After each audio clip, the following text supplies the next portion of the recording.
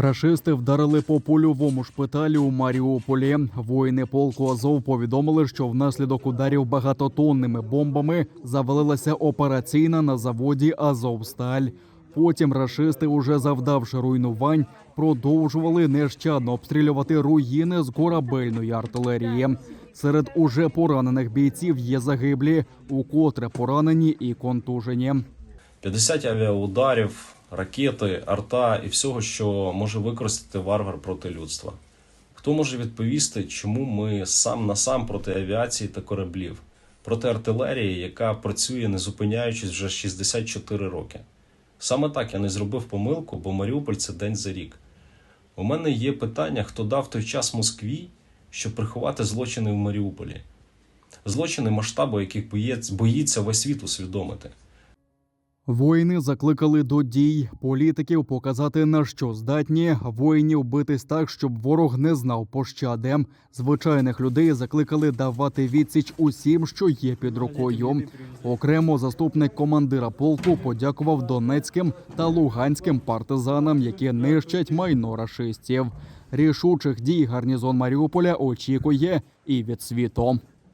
А світ я попросив рішучості, без жодних зволікань, без сумнівів сказати чесно, що ця війна – це не про територію, це геноцид, це знищення народу, який прийняв на себе весь удар. І дякувати Богу ми вистоїмо заради майбутнього наших дітей, заради майбутнього ваших дітей. Ми показали, на що ми здатні, і віримо в перемогу. Для підготовки можливої евакуації з Маріуполя координатор системи ООН в Україні Оснат Лубрані попрямувала до Запоріжжя. За її словами, вона вирушила на прохання генсека Антоніо Гутєреша, який у цей же день мав зустріч з українським президентом. Рашисти нарощують темпи наступу. Найактивніші на Донецькому та Слобожанському напрямках, зауважують у Генеральному штабі. Лише на Донеччині та Луганщині наші воїни відбили 6 ворожих атак і знищили 5 танків, 1 артилерійську систему, 22 броньовики, 1 автівку та 1 зенітну установку. На Слобожанщині окупанти невпинно хатять по Харкову з артилерії, а основні зусилля зосередили в районі Ізюма.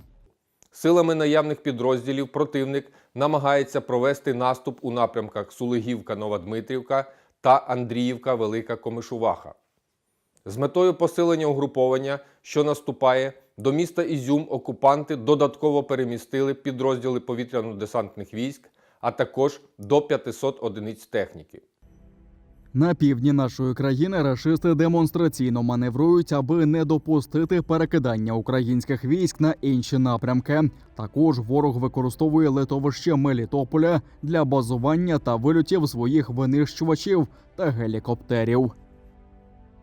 На південно-бузькому напрямку угруповання противника основні зусилля зосереджує на напрямках Херсон-Миколаїв та Херсон-Кривий Ріг. Ворог у результаті штурмових дій закріпився в районі населеного пункту Таврійське. Намагається здійснювати вогневе ураження по позиціях наших військ у районах населених пунктів Олександрівка і Нова Зоря.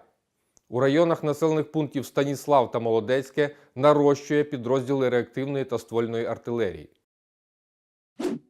Рейкова війна на поки окупованому півдні України. На Запоріжжі знищено міст, через який росіяни везли зброю та пальне з окупованого Криму. Про це повідомив речник Одеської обласної військової адміністрації Сергій Братчук. Він уточнив, що самоліквідація залізничного мосту відбулася у Якимівці Мелітопольського району. Місцеві видання пишуть, що в орків паніка, міст був оточений, російські військові уважно оглядають усі автівки, перевіряють велосипедистів та пішоходів.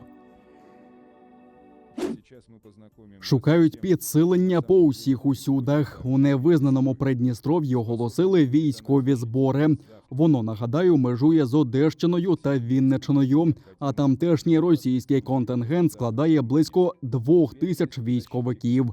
В головному управлінні розвідки повідомили, що так зване Міністерство оборони ПМР у листах до голів місцевих адміністрацій розкриває деталі щодо призову на так звані спеціальні збори. Цікаво, що лист датовано 21 квітня, тобто ще до російських провокацій у Придністров'ї, зауважують в українській розвідці.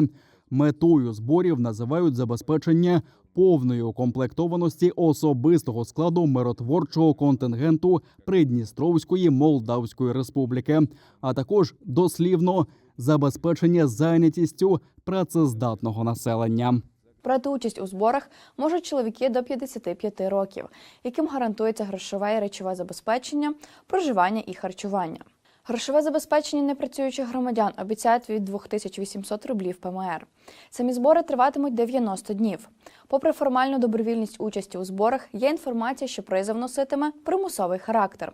Прикметно, що лист датовано 21 квітня, тобто до початку останніх російських провокацій на території ПМР. Це нагадує події в так званих ЛНР-ДНР напередодні повномасштабного російського вторгнення в Україну. У Харкові викрили таємний склад танкових запчастин вартістю у $1,5 мільйона. За даними СБУ, його обладнав 61-річний харків'янин, який чекав на окупантів. У змові з працівниками місцевих оборонних підприємств він поцупив 19 танкових двигунів марки 5 ТДФА та інші комплектуючі до бронетехніки. За інформацією СБУ, ці силові агрегати планувалися передати російсько-окупаційним військам у разі їх проникнення до Харкова. Двигунами цієї модифікації досі комплектуються російські танки Т-64. На українські танки аналогічної компоновки із початку 2000-х років встановлюються суттєво модернізовані двигуни зі збільшеною потужністю і надійністю. За даним фактом, слідчі СБУ уже розпочали кримінальне провадження за статтею 111 Кримінального кодексу України. А це державна зрада, вчинена в умовах воєнного стану. Рашисти грабують фермерів на окупованих територіях України. Про це повідомила уповноважена Верховної Ради з прав людини Людмила Денісова. За її даними, з сільськогосподарських підприємств Мелітополя масово вивозять продукти і майно. Днями помітили колону фури з замаскованими номерами та автомобілями супроводу, яка вивозила залишки сільгосптехніки та зерно з елеватора в бік окупованого Криму. Ба більше, у Красноярському краї РФ місцеві депутати-мародери через нестачу овочів через санкції вирішили експропріювати врожай фермерів з окупованої Херсонщини. Спадкоємці організаторів Голодомору 1930-х знову намагаються влаштувати геноцид українського народу за допомогою банального грабунку, який називають експропріацією надлишків минулорічного та цьогорічного врожаїв.